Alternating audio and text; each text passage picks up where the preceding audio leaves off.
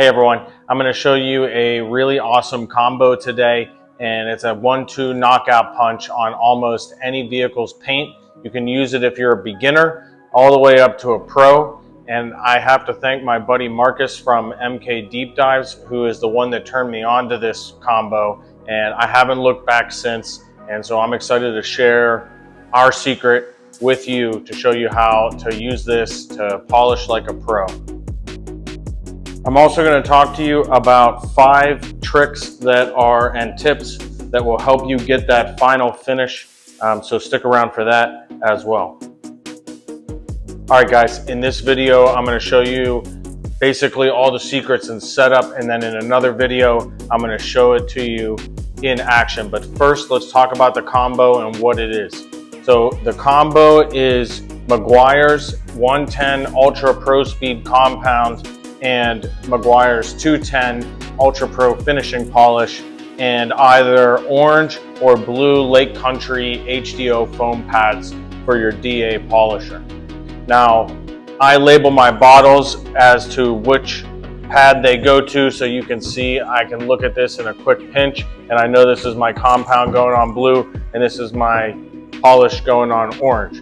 So I'm going to show you though how we can mix and match and get a result 95% of the time.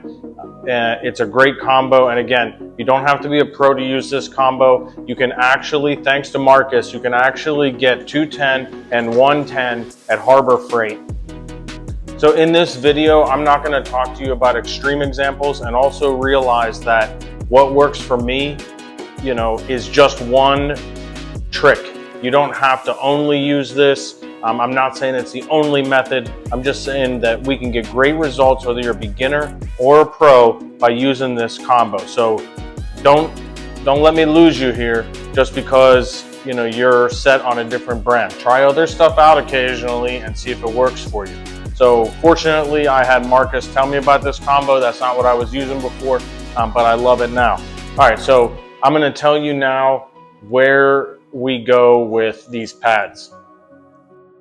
All right, by and large, we're going to use the blue pads for our cutting and the orange pads for our polishing. And I know what you're thinking. You're thinking, wait a minute, orange pad is a medium cut pad. You're right, but we're going to use it as a polishing pad, and I'm going to show you how. So we got the blue HDO foam. It's about as heavy as it can get. The HDO is different from the hex pads because the blue foam is softer, but it has a real stiff backing, or an intermediary between the backing Velcro strip and the blue pad. So it allows you to both cut as well as finish out. Now, if you've seen our work before, we love Meg's 110 because sometimes it finishes out just like a polish if you do it right. So a beginner can do it, a pro can do it, and I'm going to show you how. And then 210, so Meg's 210 replaced Meg's 205. 205 has a slightly higher cut. Meg's rates it as a 4. They rate 210 as a 3. So keep that in mind, but the 210 will finish off a little bit better. So we have 210 in here, and we're going to get an extra cut, and we're going to be able to break down the abrasives a little bit better by using it on an orange HDO medium cutting pad, as opposed to what you would consider the traditional one, which might be the black pad. So we're going to polish on orange.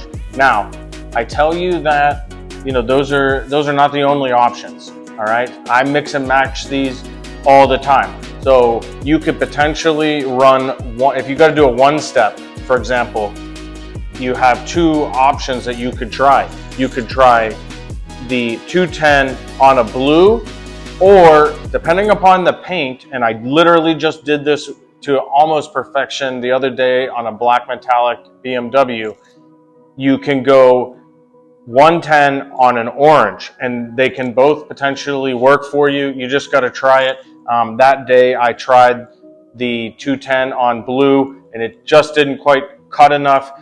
This cut a little bit better and gave me a perfect one-step result, and I one-stepped that vehicle to probably 95%. So I love that combo as well. And you can mix and match those with other things, but that's our traditional, probably the two one-step options, as well as, you know, the 1-2 knockout, blue on blue and orange on 210. So next I'm going to show you how we achieve that result using what many might consider a non-traditional method, you know, with the medium cutting pad.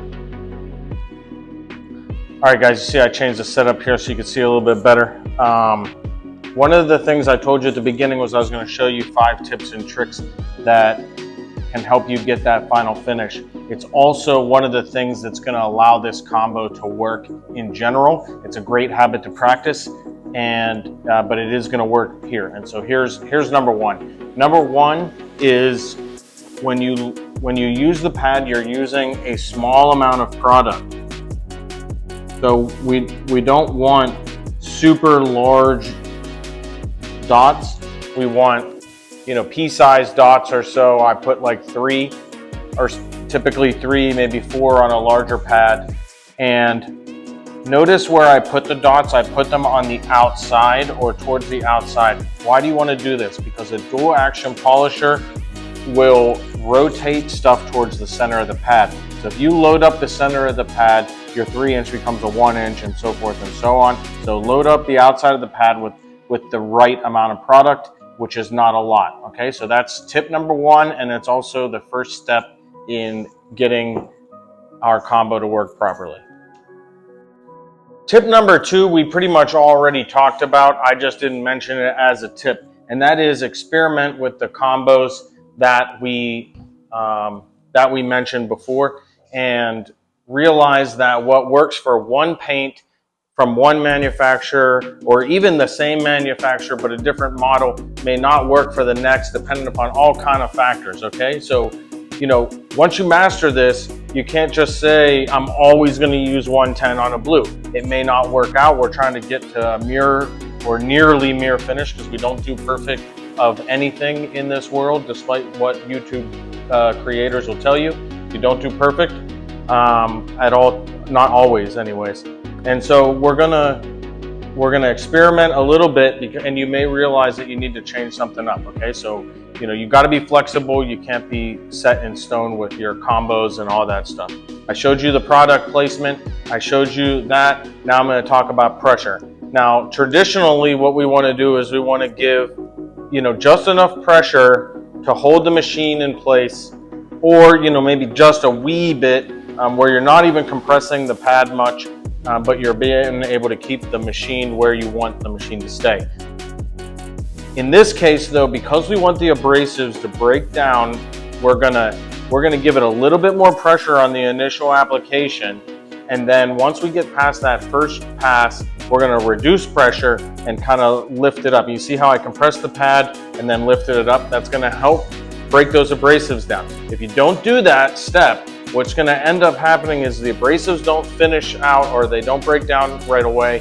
And when you finish your step, you're going to notice you have a bunch of micro scratches because you got the abrasives are still intact.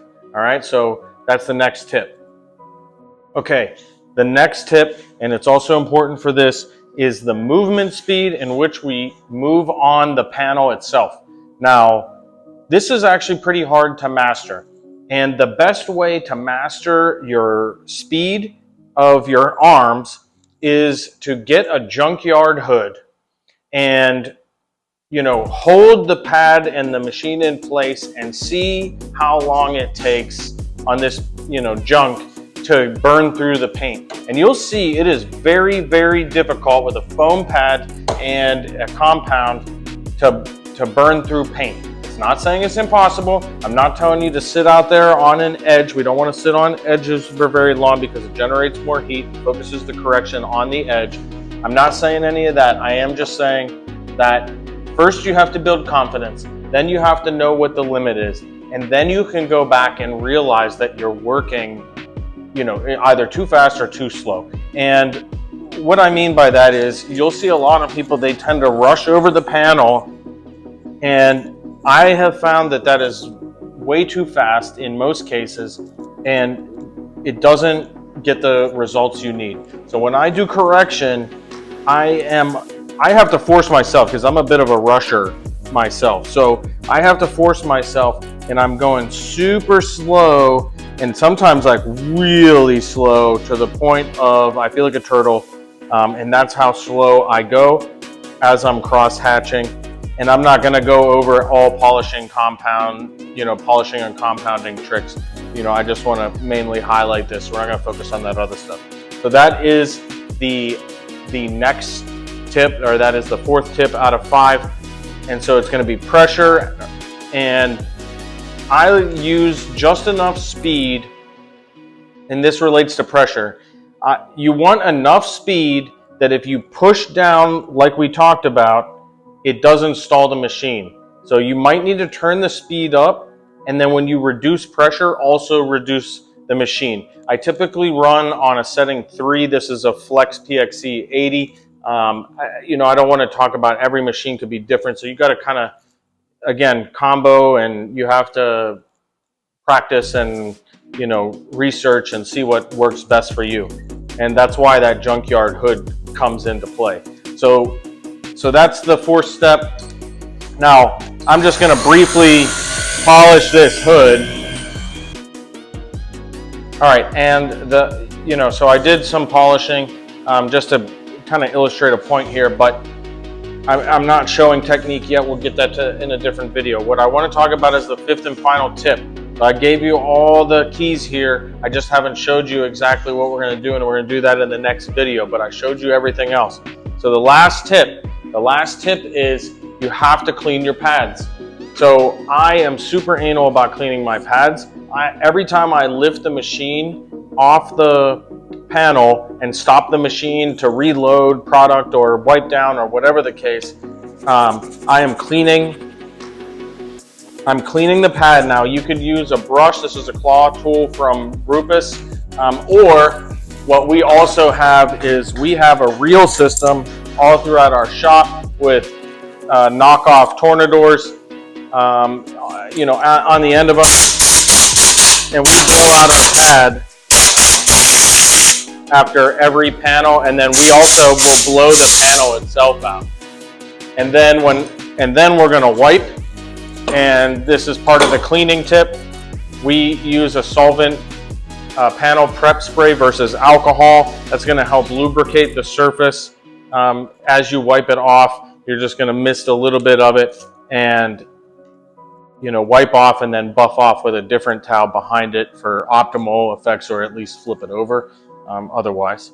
Okay, so now you can see my face again, but I want to mention another reason we do use the SP3 Ready Solvent Prep is because not only do we want to lubricate the surface as we're wiping it off so we don't scratch the surface that we just polished, but it also removes any remaining oils or anything that's left over on the paint, which will make it optimally prepped for ceramic coating in our case, or whatever you use, preferably ceramic coating, but that's going to prep that.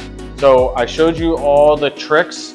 I showed you 5 tips and tricks, and I showed you the pads that we use. I showed you the compounds and the polishes that we use to get these awesome results, and the links are always in the description.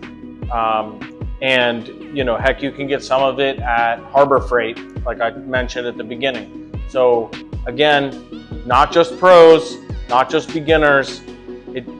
This is great for everybody. Once you get the hang of the pressure and the speed and breaking down the abrasives correctly, and you do a little experimentation and practice, this can be a pro to beginner. You can blow your clients away. You can make your own vehicle, gorgeous again. This is a great, you can keep this from the beginning all the way. When you first start out, you learn this, and you can take it, all the way into doing pro coatings and pro polishing like we do. So I hope you enjoyed this video. I hope it was informative for you, and we'll see you for the next one.